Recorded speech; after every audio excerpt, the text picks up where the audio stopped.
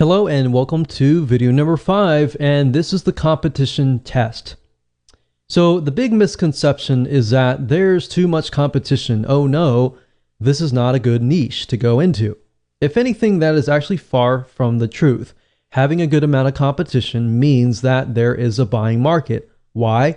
Because typically what this means is the competition has paved the way, they have educated the market, and they've placed products out there.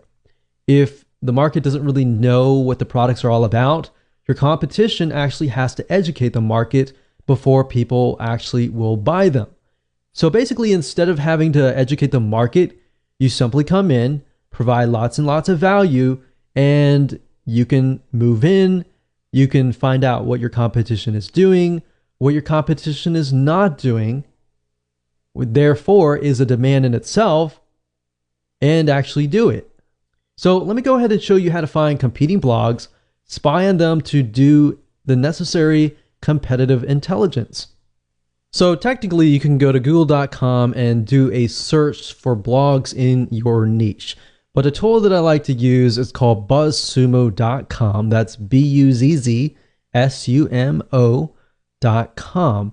And the reason why I like this is because this site literally analyzes the content that performs the best within the niche. So this really is going to help shortcut things for you. So if I go here and I type in, let's say for example, lower cholesterol, let's see what we get.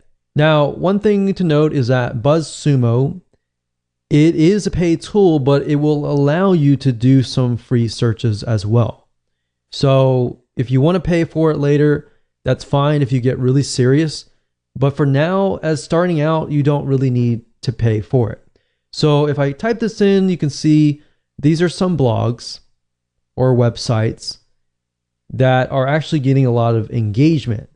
And what you're trying to figure out is what are they doing to get that kind of engagement? So they have Facebook engagement, LinkedIn shares, Twitter shares, Pinterest shares. So obviously they definitely have social media. So what I want you to do is just jot down what do you see that they are doing that you could be doing. So let's just take a quick look at these sites and see what they're all about. And by doing so here, this is a good way to figure out topics as well, which we'll talk about later on. But let's just take a look at the sites and see what they are doing.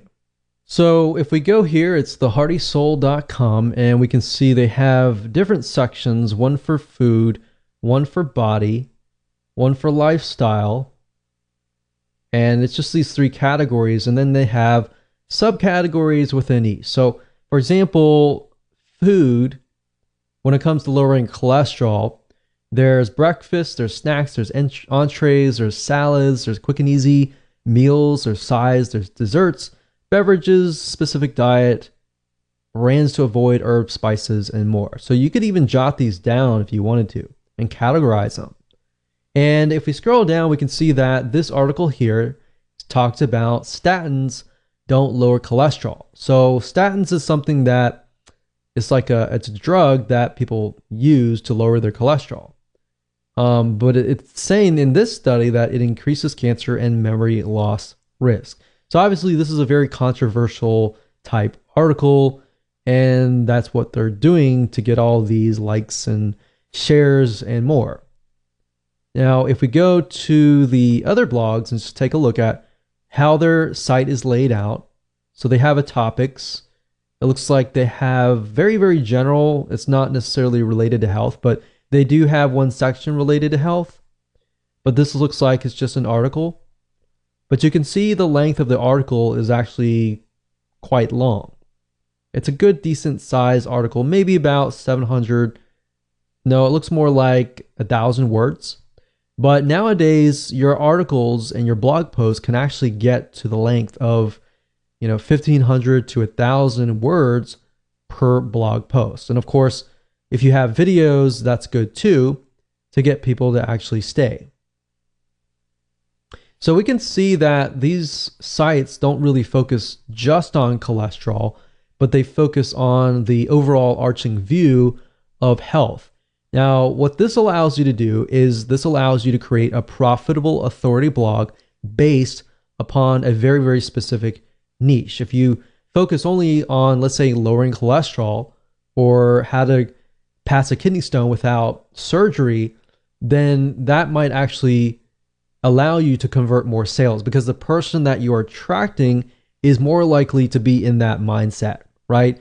So, for example, if somebody comes to this blog, they might be interested in lowering their cholesterol, of course, because of lifestyle, but they might be coming here because they're interested in relationships. So it's not really targeted. So that, I think, is something that could be improved and something that you could even do yourself. So that's what I would do. I would go to these sites, jot down at least 10 or so things that they could improve and that you could follow, that they are doing that is working for them. And you can compare different blogs to make sure that all of these blogs are doing the same thing. If they're all doing the same thing and they're doing really well in that area, it might be something that you can actually mimic.